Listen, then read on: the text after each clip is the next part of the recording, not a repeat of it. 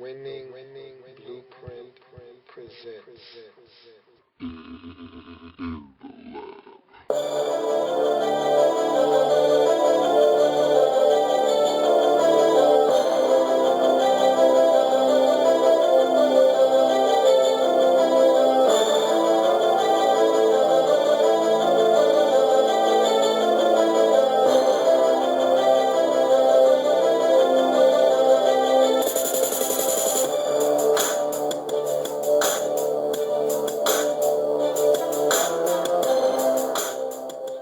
In the lab room, the market. Welcome to the market. I'm your host, Lou. Thank you for joining me. Well, it's day 3 of the market.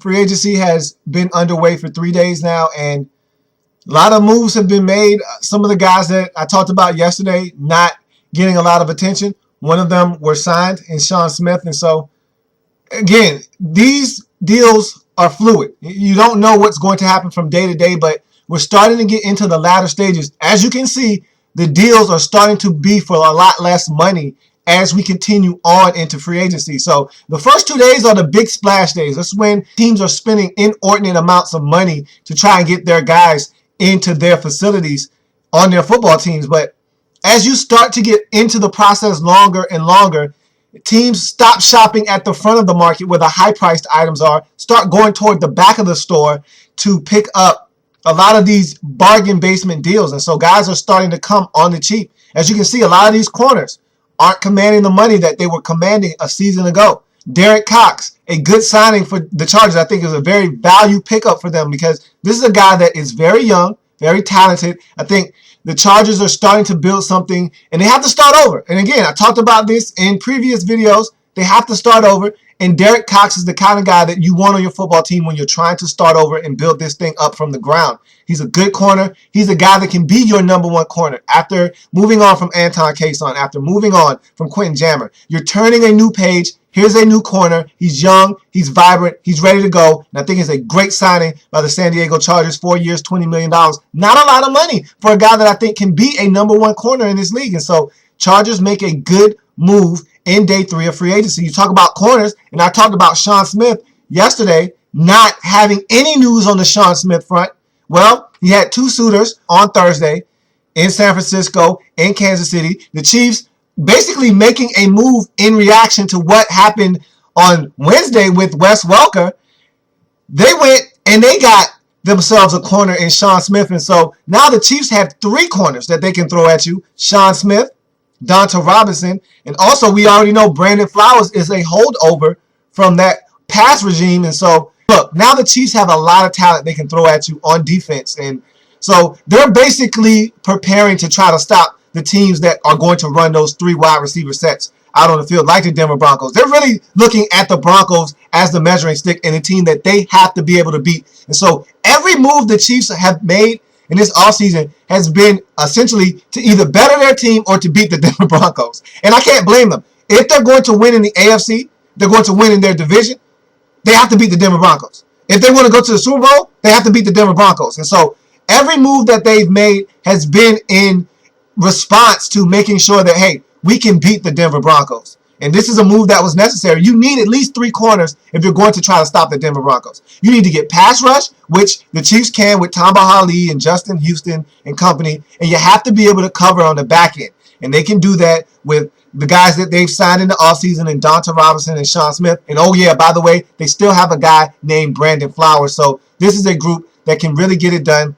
I like what the Chiefs are doing. And I've already said the Chiefs are really building themselves a winner. You don't win games in the offseason. You take steps to do so. The Chiefs have taken a lot of monumental steps in the right direction to try and start winning football games and becoming a competitor and a big one in the AFC West.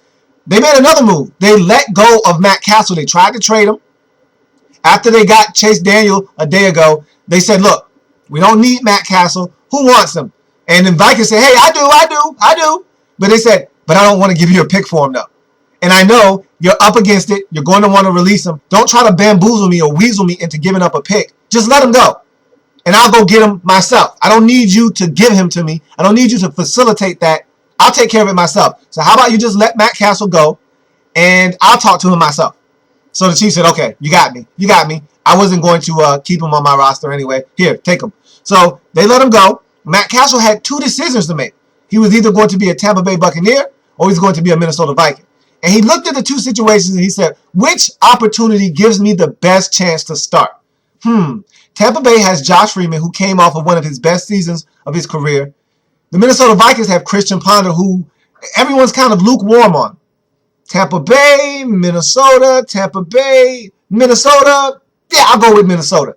So Matt Castle signs with the Minnesota Vikings, gives him an opportunity. He probably won't be competing for the starting job right away. I think that's Christian Ponder's job to lose. But I think that the rope and leash around Christian Ponder will be a lot shorter this season. If he starts off 2-4 and they're struggling and they're in ball games, but Christian Ponder is having one of those funky 5 for 21 for 63 yards, no touchdown, 2 interception games, they're going to put Matt Castle in, I think. And so Christian Ponder has to step his game up this season. That move to get Matt Castle lets me know the Minnesota Vikings. Look, you need two quarterbacks in this league first and foremost. Okay, so yes, this is definitely indicative of how the Vikings feel about Christian Ponder and not really sure what they have. They think they have a guy that can get it done, but they're not sure. They don't know. And at the quarterback position, you need to know. And they're not sure. And so what this move says is, look, we trust you, Christian, but just in case, we have insurance. And every team needs an insurance policy behind a starter. And I talked about that like 2 weeks ago in the lab room. You got to have a backup. And in this league, I think teams forget that. They lose hindsight of the fact that you need a quality backup in this league. You just never know when you're going to have to put your backup in the game. And in the Vikings case, they might actually have to start their backup. And Matt Castle isn't a bad guy to have as a backup. Now, don't get me wrong. Matt Castle is not a world beater. And I've been talking to a lot of Vikings fans, and they seem to think that Matt Castle might be the answer. If you're thinking that, you're barking up the wrong tree. Matt Castle is not the long-term solution in Minnesota. You need a starting caliber NFL quarterback. And neither one of these guys, in my estimation, are that. Matt Castle is a guy that he's a nice stopgap. He's a nice backup quarterback in the league. But he was given the keys in Kansas City. And when he first got in the car, everything was brand new. It was fresh. The defense was playing and forcing a lot of turnovers. They were getting special teams contributions. He wasn't turning it over. They won the division. But ever since then, he's shown you his true colors. He's a guy that doesn't take care of the football as much as you would like. He's a guy that isn't ready for the spotlight. He's solid. He's not a world beater. He's a solid NFL quarterback. Can't take that away from him. He's going to be a great backup in this league. But to start him year in, year out, you're not looking to win a Super Bowl championship. He's not that type of quarterback. He's not the guy that's going to lead you where you want to go. But tell you what, this is a solid situation for a team that will need a quarterback in a year or two. Because I don't know, and I honestly don't think Christian Ponder is that guy. Now, I'm going to cut him some slack. I said that I was hard on him in the 2012 season. I was really hard on him. And he makes it easy to be hard on you when you look at some of his games, and they're winnable games, but he just plays putrid, and they lose the game because he isn't getting it done at the quarterback position. And so it's not hard to really come down hard on Christian Ponder, but I have to cut him some slack. He's still young. He's only going into his third season in the league. And so I think that high draft pick that they spent on him is the reason why I'm so hard on him. Because I didn't think he was a first-round talent to begin with. For teams like Jacksonville to reach on Blaine Gabbert, for teams like Tennessee and Minnesota to reach on Locker and Ponder respectively, it's tough for me to sit back and watch and not say anything when you went out and spent such a high pick and put a lot of pressure on these guys to perform. If they were a second-round pick, we're not having this discussion. If he's not good, you move on. But because he's a first-round pick, because he's a top 15 pick, you feel like you have to invest a lot of time and energy into Christian Ponder, and you really don't. In this day and age, I was talking to a Vikings fan just the other day. In this day and age, you don't have to invest a lot of time nor energy into something that's not working. And look, I don't think it's been enough time to say that Christian Ponder won't work. And so that's why I said I need to back off. Even though I don't like what I see, 3 years is plenty. And that's what he'll have after this season. If he doesn't get it done this year, if he hasn't turned the corner, then maybe he won't turn the corner. And so I need to back off of Christian Ponder, but I don't think he's the guy that's going to lead the Vikings into the future. That's all I'm saying. But Matt Castle is a solid signing, and I think that if you are a Minnesota Vikings fan, you have to feel comfortable with the two quarterbacks that you have, because between those two, one of them or both of them together will get you at least to the playoffs if you play solid football like you did a season ago. And if Adrian Peterson is still the beast and a half that he is, then you'll be fine. And I think that's all you're looking for in Minnesota is a chance. And these two quarterbacks together, I don't know about them separately as a separate entity, but them together I think might be enough to get you where you're trying to go, which is the postseason. And once you get into the postseason, you have a shot. So, like that move by the Minnesota Vikings, but again, Christian Ponder and Matt Castle, neither one of these quarterbacks are going to take you to the Super Bowl. And that's what it's all about in the National Football League. Not just making it to the playoffs, not winning your division. You have to do those things first, or at least one of them, to get you into the postseason. But the ultimate goal is winning the Super Bowl. And if you don't have a quarterback that you think can get you there, then what's the point? So the Colts continue to hit the ground running in free agency. I just love what the Colts are doing. A lot of people have questions. Did they overpay for Gosher Charles? Did they overpay for Eric Walden?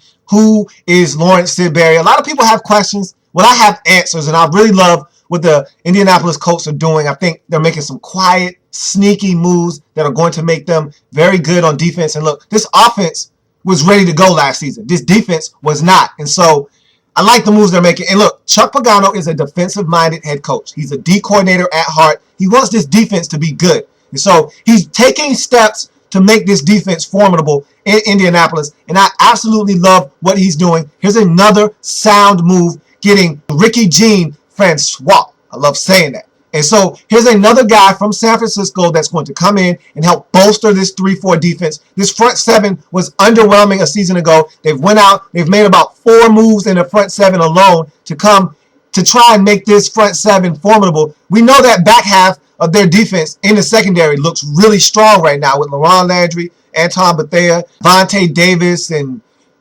just a slew of guys back there that can help you out. And so I really like what the Colts are doing. And so now you add Ricky Jean Francois to the mix. I love saying that. And all of a sudden now, this 3-4 defense is going to be able to stop the run, and they're going to be able to put pressure on your quarterback if guys step up and play to the level of their capabilities. That's the whole thing, though. You can sign a guy all you want. He has to come out and perform. And so these guys have to step up to the plate. Eric Walden, it has been inconsistent in Green Bay. The Colts need him to step up and not only be a force in the run game and set the edge, they need him to get pressure on the quarterback. Lawrence Sidbury has been an enigma ever since he's entered the NFL. He needs to show the talent that everyone saw. He needs to come in and be that athletic freak off the edge, getting pressure on the quarterback. So we'll see how these Colts moves pan out. But I like the chances, the risks that they're taking. I like the moves that they're making. You can't succeed if you don't try. And so you go out, you get guys, you give them the opportunity to show what they can do. And if it pans out, you look like a genius. And so I really like what the Colts are doing in free agency. You look at another team, extremely busy. They might be the most busy team of all the teams in free agency. I know the Colts are right up there, but the Eagles can't be too far behind. And they were at it again. They have been active every single day in free agency thus far. Not a day has went by and the Eagles haven't signed someone. So the Eagles are extremely busy, and they kept at it on Thursday, adding some more pieces to the puzzle in Philadelphia. They go out and they sign Connor Barwin to an extremely lucrative deal. We're talking about 5 or 6 years. We're talking about $36 million. Connor Barwin has been solid for the Texans, but $36 million over 6 years? I'm not sure if he warranted that type of money or not. It doesn't matter. At the end of the day, they got their man. He got his money. Good for Connor Barwin. Here's a pickup for the Eagles. They're looking to be faster on defense, aggressive, tough.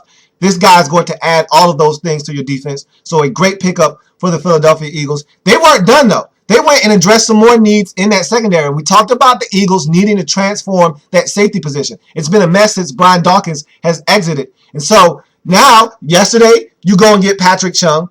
The next day, you turn around and you go and get Kenny Phillips. Now, it's a one-year deal, but they're trying to see if Kenny Phillips can stay healthy. This is a guy that has not been able to stay healthy in his career. But when he is healthy, he's very productive, and so they're looking for some production out of Kenny Phillips. And if Kenny Phillips wants to get paid, He's going to have to stay healthy, and he's going to have to produce. If he does that, next year he'll be back on the market looking for big dollars. So that's a nice signing for the Eagles. Then, they weren't done yet. They went and got a corner. Kerry Williams from the Super Bowl winning Baltimore Ravens is now a Philadelphia Eagle. And this is a really good move. I mean, this is a big change from them going and making a huge splash with Nami Asamoah. Here's a corner that's solid. He's not going to knock your doors off, but he's going to go out. He's going to be physical at the line of scrimmage with receivers. He's going to make plays on the football. He's not afraid to stick his nose. I call Kerry Williams a nosy corner because he's not afraid to stick his nose in the action. He's not afraid to get up into a receiver's business. And what I mean by that is getting up at the line of scrimmage and chucking him, being physical with him. He's not the biggest guy, but he's not small either. And he's not afraid to mix it up. He's not afraid to be physical with you. He's not afraid to tackle. He's not afraid to show up to the party with bad intentions. I like Kerry Williams. I like the move. The Eagles aren't playing in free agency. But look, when you're going to turn a roster over like the Eagles did, I mean, Chip Kelly came in and he purged this roster. Any guy that was from that dream team offseason, gone. Any guy that he felt like was dead weight, gone. Any guy that was making too much money and wasn't producing, gone. And so he's changing the culture in Philadelphia without them even setting foot on the field yet. This is a brand new team full of fast, athletic guys that are going to run and they're going to play football the way Chip Kelly knows how. And that's only one way. Fast and furious, and we're going to see how this all pans out. Now, look, you can't take a whole bunch of free agents and throw them on a team and expect to be good. You need continuity. You need some sort of togetherness. And so the Eagles, it's going to take some time. But if they get this thing right, they get it on track, and they work together in the offseason, in training camp, in the preseason, and get this thing on one accord, the Eagles could be dangerous because they're adding a lot of solid pieces. So I think the Eagles are another team extremely busy in the offseason. And it's a good thing. It's a very good thing, especially when your roster was turned over like the Eagles roster was in the 2013 offseason. So, you know, the funniest thing in this whole free agent period, the whole trip to the market, the funniest thing I've seen thus far is the longest physical in the history of physicals continues to take place in St. Louis. I mean, what are they doing to Jake Long over there? I mean, are they giving him physical exams to last him for the rest of his life? Or what? I mean, this thing must be extremely extensive. I mean, they're checking every nook, every cranny, every single crack, every fiber of his body. They're checking it. And I guess when you're going to fork over as much cash as they might be planning to with Jake Long, and look, it's a big investment. It's your left tackle. It's a lot of money. I get it. But good gosh. Look, either the guy is healthy or he's not. He didn't break every single bone in his body, okay? He might have had knee issues. He might have had a shoulder issue. You check out the part that wasn't working correctly, and then you move on. I mean, these guys they have to be checking everything. They got to have 3 or 4 different doctors checking them out. They got to get second and third and fourth and fifth opinions or something because this physical has been going on for about 3 days now. I've never seen a physical take that long. When I go to the doctor, my physical takes like 5 minutes. But then again, I'm not a professional tackle football player either. So I guess, and they're not paying me millions of dollars to go out and perform at one of the highest levels there is, at one of the most prestigious positions there is in the National Football League. So all I know is the Rams need to expedite this process. They're really tying up a lot of resources here trying to figure out if they're going to sign Jake Long or not. And I think ultimately he's going to end up in St. Louis. So they just need to speed this thing up. It's really becoming a funny story now. At first it was like, okay, yeah, the Rams are serious. And now it's like it's a joke. What are you guys doing over there? Just, look, have the physical, figure out if he's good or not. If he's damaged goods, okay, don't sign him. If he isn't and he's ready to go, good. Sign him up. Let's go. Let's move on. So I find that to be extremely hilarious. I don't know about you. That's just funny to me. I'm sorry. So a few more quick observations and we'll get out of here. All right, the Seahawks, man, it seemed like they were really quiet at first, and now they're just overkill is what I feel like this is. I feel like they already have like 8 defensive ends, and they went out and got another one. And they signed him to a 1-year prove-it deal, essentially, for Michael Bennett. He got a 1-year, $5 million deal from the Seahawks. Here's another guy that can get after the quarterback. I don't know how they're going to put all these guys on the field. I really don't know what the scheme is going to be and how they plan on using these guys, but they have ample pass rushers. Now, I mean, they drafted Bruce Irvin a season ago. You just signed Cliff Averill up for 2 years. You signed Michael Bennett for another year. It's like they're just renting out players. And if they start winning and these guys produce for you, maybe you give them long-term deals. But in the short term, I mean, I really don't know what to say about this one. I think this one is overkill. But, hey, you add another pass rusher to the mix. And what's the saying in the National Football League? You can never have enough pass rushers because you can't. You can always use the guy that can get to the quarterback. And so I really can't fault the Seahawks for going out and being over-aggressive in that market. But, man, it just seems like overkill. But, again, if it works out, there will be no complaints. And, I mean, I can't fault them for being aggressive again. The Giants do it every season. The Eagles do it a lot too. Just go get more pass rushers than they really need and find a way to put them all on the field at once and create mismatches. And I think that's what the Seahawks have in mind when they went out and got Michael Bennett, another guy that they can throw into that defensive rotation and have him get pressure on the quarterback. So another solid move by the Seattle Seahawks, who are quietly turning themselves into a serious, serious contender in the NFC conference. So you look at another guy that is about to leave Baltimore. They just lost Kerry Williams. They had already lost Kruger. They had already lost L.A.B. They already lost Bolden. They're losing guys left and right. Another Raven seems to be about to fly the coop. Ed Reed is visiting Houston, and he likes what he sees. He's liked what he's hearing. He has mutual respect for that franchise, and they seem to have the same for him. It seems to be reciprocal. Looks like the Ravens might be losing another guy. And I'm not sure if they really want Ed Reed back or not. But how many guys can you lose before you say, okay, enough is enough? And I'm staying steadfast to what I believe. You made a deal with the devil. He's here to recoup. And now you're in some serious trouble. If the Ravens find a way to dance their way out of this one, if they dig themselves out of this hole, I will get up, give Ozzie Newsome a standing ovie, followed by a bow, and tell him how good of a GM he is. Because there's no way the Ravens are supposed to make the playoffs with the way this offseason has unfolded. And not to say that they should have paid Donnell Ellerbe, $40 million or paid Paul Kruger $40 million. That's not what I'm saying.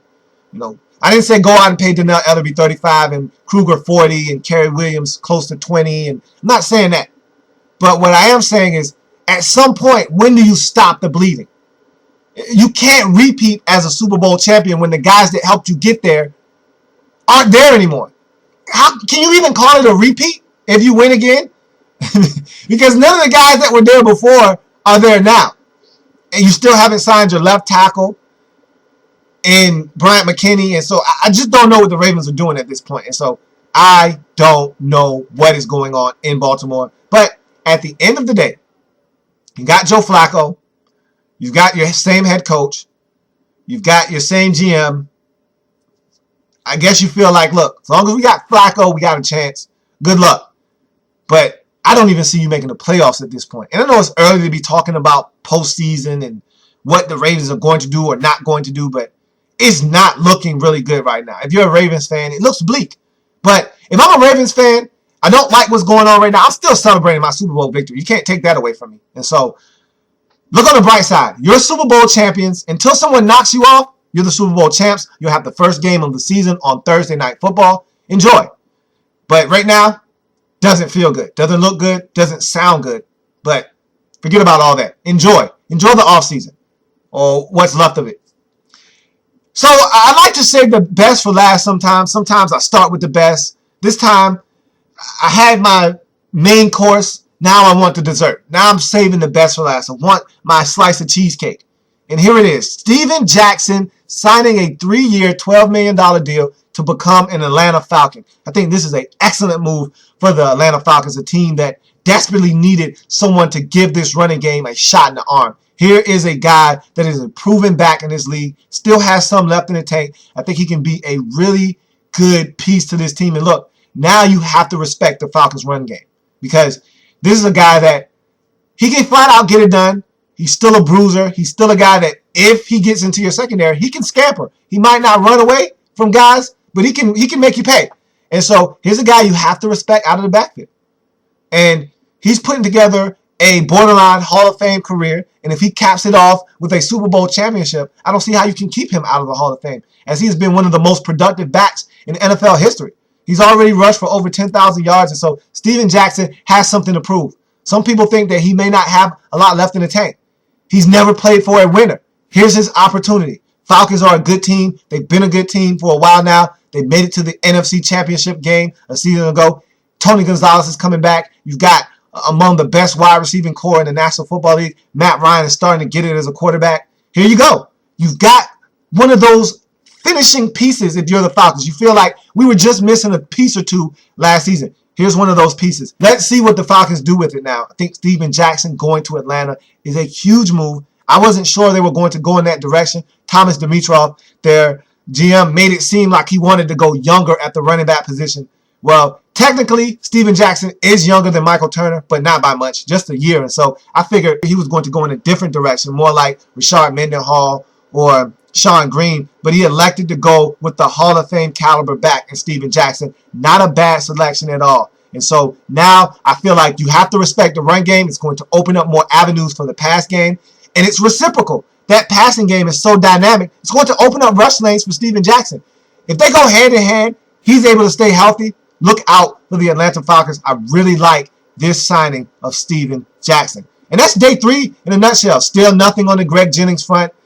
It's still a little here and a little there. The Patriots went out and got Leon Washington. A lot of small, subtle moves. Nothing earth-shattering. Sean Smith finally came off the board and went to Kansas City. That was something I was looking forward to seeing where he was going to go. And so that developed, that happened, that domino dropped, and now you're starting to see a lot of the second-tier corners come out to play. I thought Derek Cox and Sean Smith were in that first group, but they ended up getting meager deals, essentially. And so, I mean, the corner market is so oversaturated this year that guys were bound to not make as much money as you once thought they were going to make. And so when there are so many options out there, it's fine to take a deal like Sean Smith did, basically a 3 years, $17, $18 million deal. So you're talking about essentially $6 million per year. It's fine to take one of those deals because he's only 25. If he goes and balls out in his 3-year contract, he'll be 28 years old, hitting the market in his prime. And so I feel like if you're Sean Smith, don't hang your head down. Go out and ball out of control. Be a straight baller. Go make your money now. This is the time to make your money. Because if you go and ball out in Kansas City for 3 years, show that you're a number one corner, a bona fide number one, you will be compensated for your play on the field in 3 years. So go and ball out. If you're Derek Cox, $20 million over 4 years, not bad, but it's not as good as you can do. Go and ball out for 4 years in San Diego. Make them extend you and make them give you a lucrative offer. And that's what you do. You're a young guy, 24, 25 years old, got a lot of football left ahead of you, got another big contract coming your way if you play the way you're supposed to. Go out and do what you got to do. But nothing on the Urlacher front, nothing on the Jennings front, so we'll continue to watch those stories and monitor them closely as we try to figure out where these guys land. I feel like Greg Jennings now, his only option is back in Green Bay. Unless someone decides to pony up at the last minute, and that's normally not what happens with receivers. Normally, if you want a receiver bad enough, you go out and you get him immediately. Well, the Vikings already said we're not spending that kind of money on a number one receiver, so they let Greg Jennings pass them by. I don't know who else is out there looking for the services of Greg Jennings, and so I think that it's actually going to be back to Green Bay for Greg Jennings. We'll see, though. And so that's day 3 in a nutshell. And again, remember, there's no returning your merchandise to the market. No returning your merchandise. All sales are final. So once you make a purchase, good luck. That's all I'm saying. Buyer beware. No receipts. No return policy. Hopefully you get out of your stuff what you paid for it. Have a good one. Subscribe to the page if you haven't already done so. I'll be back tomorrow to wrap this week up and talk about what has transpired in the first week of free agency, and then we'll start talking about divisions. So I'll see you tomorrow. Have a good one. The market is